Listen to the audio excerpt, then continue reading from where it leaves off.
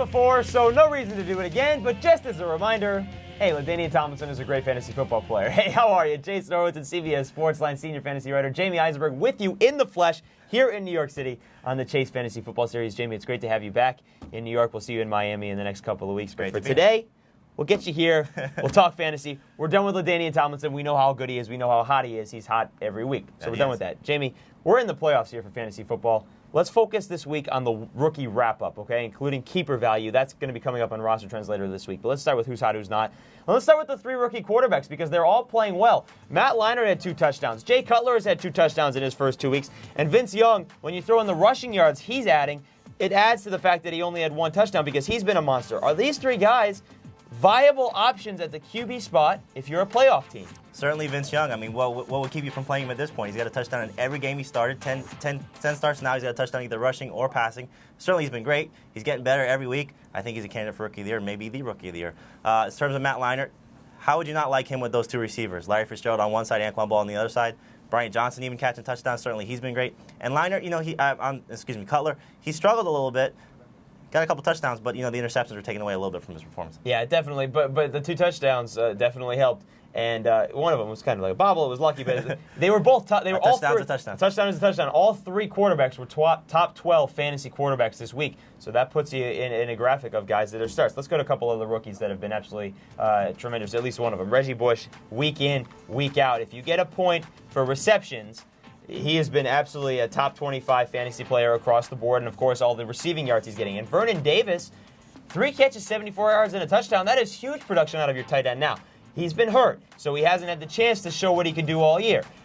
Is he a guy that you may want to think about as being hot as we head to the playoffs? Sure, because he's got a young quarterback, another rookie, second-year quarterback in Alex Smith. Certainly, he's going to look for those short routes, especially with Antonio Bryant struggling. Arnaz Battle still dealing with a broken hand. Obviously, he's got Frank Gore there, so he's going to get him the ball. But Vernon Davis, 3 catches, 74 yards, and a touchdown. I mean, that's great production, especially with Eric Johnson not there. You mentioned Reggie Bush. Certainly, he's been great. Joseph Adai has been great. Marcus Jones-Drew has been great. Those 3 running backs, are fighting for that Rookie of the Year award, along with Vince Young, along with Devin Hester. It's been a great year for rookies. That rookie class has been phenomenal. Yeah, much better than the one last year. We'll get to all of that in roster trends this week. All right, let's get to the rest of the hot and not. Some conventional, some not. We'll start with the conventional. It's the not quarterbacks. And, we'll start with guys that have been hot this season, and Tony Romo's right there in the middle. The 2 interceptions really hurting him this week, and he only has 1 touchdown, 4 picks the last 2 games. Tom Brady, under 100 yards in a game. He started for just the 3rd time in his career.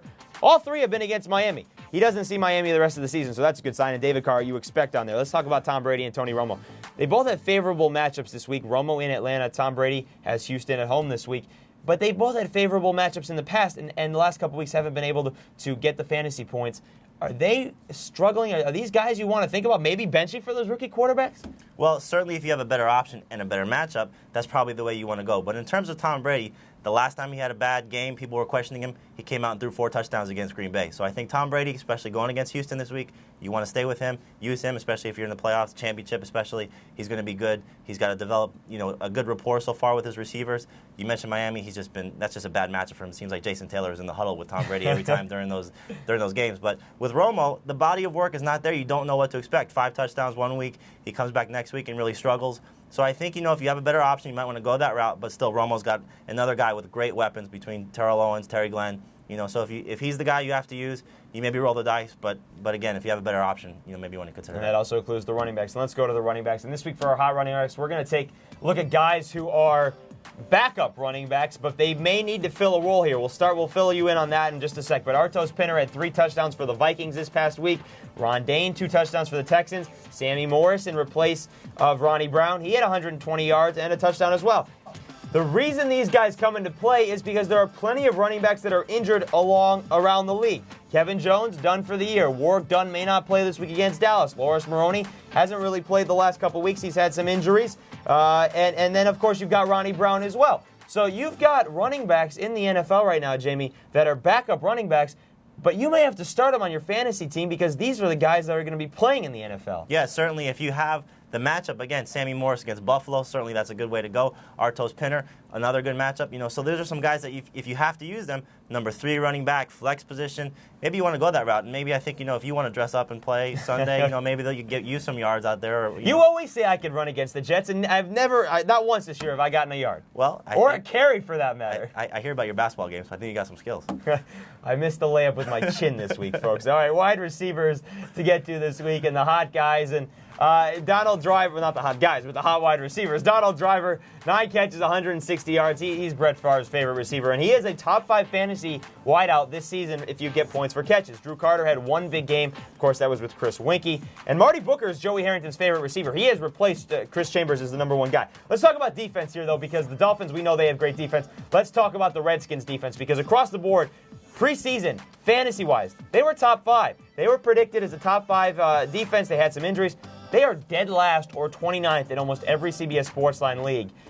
What's going on in Washington? Well, the biggest problem is big plays. I mean, they've just been getting killed in deep passes, long runs. Everything that seemed to have, everything that bad could happen has happened against them. I think they're given up 25 passing touchdowns this year. I mean, that's a huge number, especially this far into the season. So, you mentioned the injuries. Certainly, Sean Springs. They signed Troy Vincent. He gets hurt. So it's been just sort of a calamity of errors there. And I think given the fact that Greg Williams is such a good defensive coordinator, I'm sure they'll get it turned around. They got it turned around 2 weeks ago. They had a good performance, and they come back again and sort of give up those things. So if you have obviously from a fantasy perspective, you want to stay away from the Washington Redskins. Yeah, especially because you get points for sacks and takeaways. They have just 15 sacks, 10 takeaways.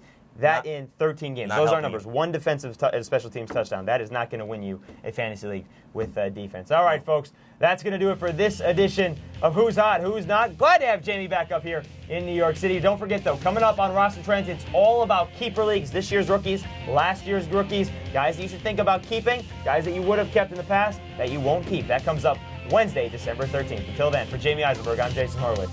Take care.